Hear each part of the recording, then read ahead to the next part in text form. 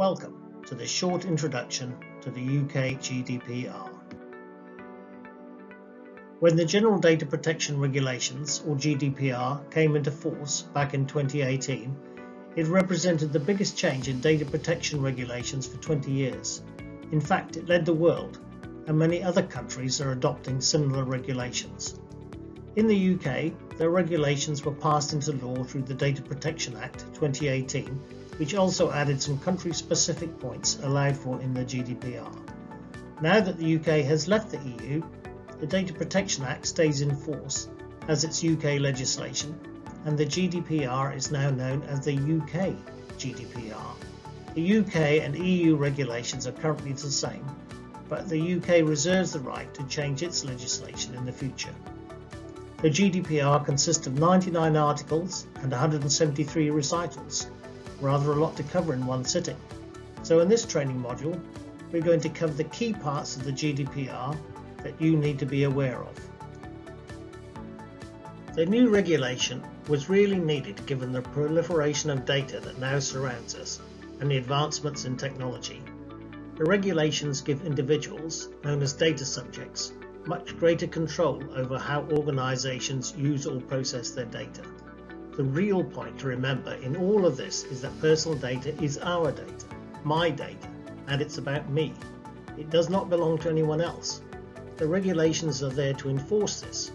So if and when you deal with the personal data of other people, just remember it's their data and consider how they would feel about how you are processing it. The regulations apply to organisations that serve individuals in the UK.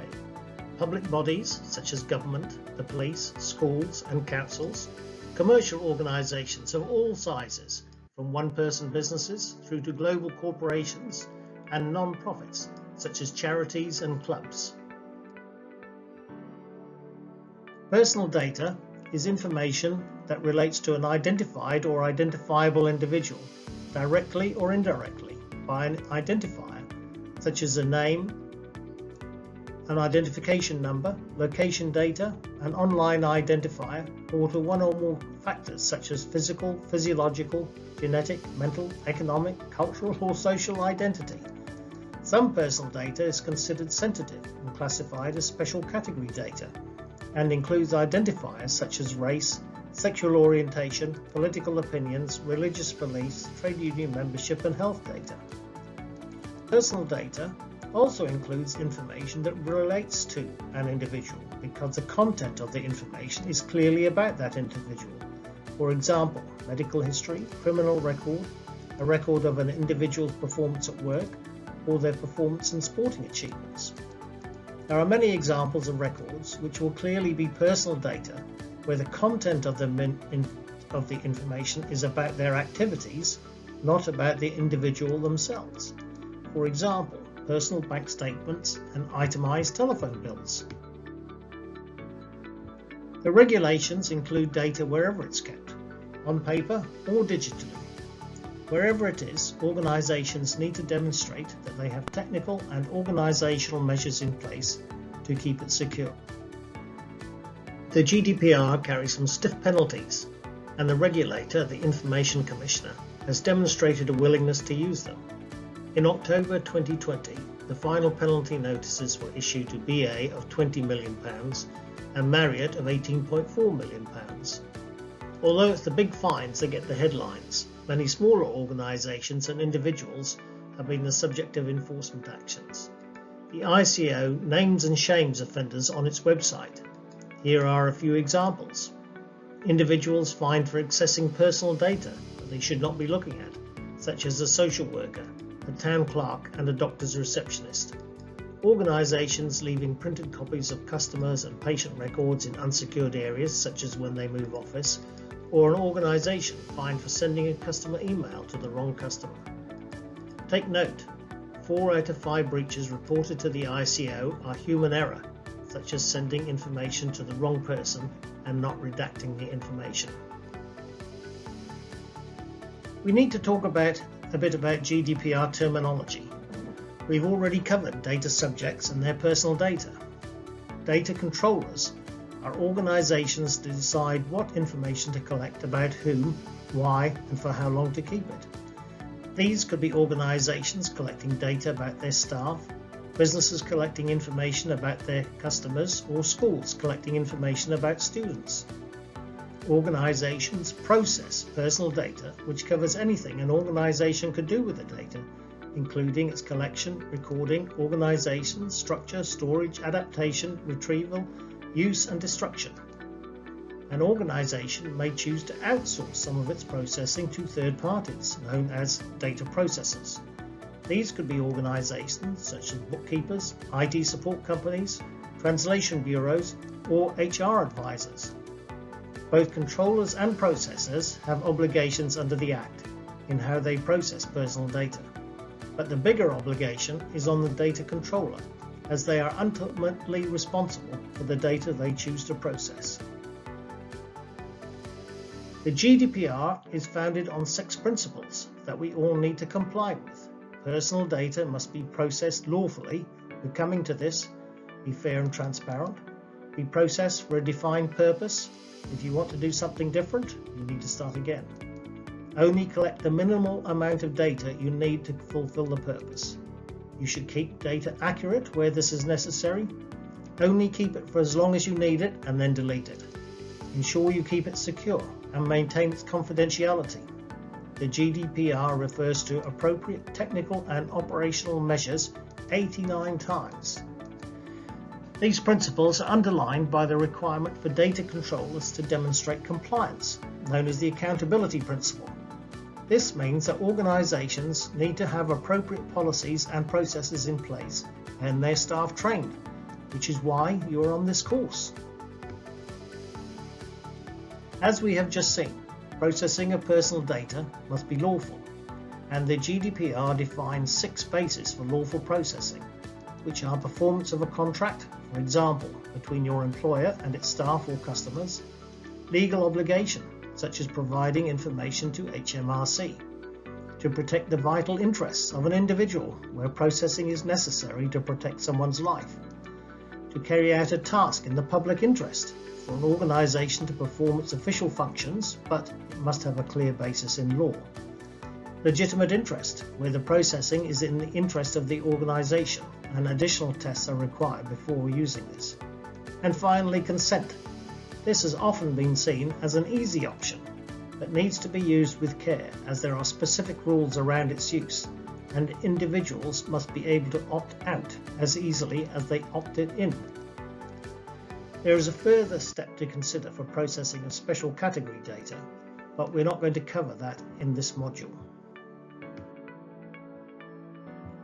Data subjects have a number of rights under the UK GDPR.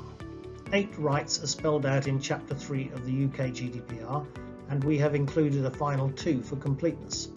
We're going to look a bit more closely at 2 of these, the right to be informed and the right of access. All individuals have the right to be informed about the collection and use of their personal data. This is a key transparency requirement under the UK GDPR. The information to be provided includes your purposes for processing their personal data, the legal basis for processing, the categories of data and data subjects, retention periods for the data, who it will be shared with, and the data subject's rights. We call this privacy information, and it is usually presented on an organisation's website as their privacy statement or privacy policy. The right of access. Individuals have the right to access and receive a copy of their personal data and other supplementary information. This is commonly referred to as a subject access request or SAR. Individuals can make SARs verbally or in writing, including via social media. A third party can also make a SAR on behalf of another person. In most circumstances, you cannot charge a fee to deal with a request. The organisation should respond without delay and within 1 month of the receipt of the request. If you receive a SAR at work, you should let your data protection officer or manager know as soon as possible. Just quickly going through the other rights. Individuals have the right to accurate data and to request that inaccurate data is corrected. Erasure, also known as the right to be forgotten, the right to restrict processing. Individuals can request the restriction or suppression of their personal data. In this case, organizations are permitted to store the personal data but not use it. Portability allows individuals to move or copy or transfer personal data from one environment to another in a safe and secure way. Individuals can ask data controllers to do this for them, but it only applies to data the individual has provided. The right to object. Individuals may object to the processing of their personal data in circumstances, but they have the absolute right to stop their data being used for direct marketing. Automated decision-making and profiling. Individuals can object to a decision being made solely by automated means without any human involvement, and to profiling. Withdraw consent. As we saw earlier, individuals can withdraw their consent at any time. There are caveats on many of the rights and may only apply in certain circumstances. Finally, if an individual is not happy with the way their data is being processed, they have the right to complain to the Information Commissioner. Organizations have a responsibility to keep data safe and secure through a combination of technical and organizational measures such as policies, processes, trained staff, IT security measures, and keeping paper files in locked and secure cabinets. In the event that a personal data breach does occur, the ICO must be told within 72 hours of the organization becoming aware of the breach. If you become aware of a breach, you need to inform your firm's data protection officer or manager as soon as possible. We've reached the end of this module. Thank you for staying with me. Just to recap on what we have learned. Personal data is information that relates to an identified or identifiable individual, directly or indirectly. Special category personal data is to be handled with even more care than personal data and can exist on paper or in digital form. Data protection is based on 6 principles. Processing must be lawful, fair and transparent. It must be collected for a defined purpose. Only collect the minimal amount of data needed. Keep it accurate. Keep it for the shortest amount of time and ensure the data is secure and confidential. There are 6 bases for lawful processing that must be respected, and data subjects can exercise 10 rights over their data. Remember, if someone approaches you with what looks like or could be a data subject access request, tell your data protection officer or manager. Similarly, if you become aware of a data breach.